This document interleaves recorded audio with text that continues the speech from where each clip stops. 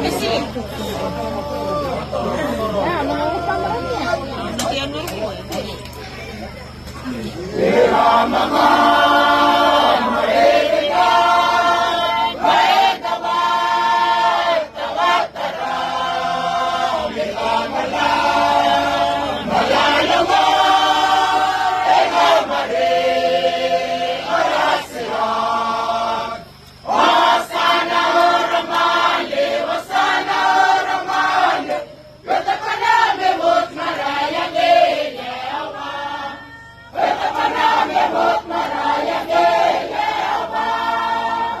Panambe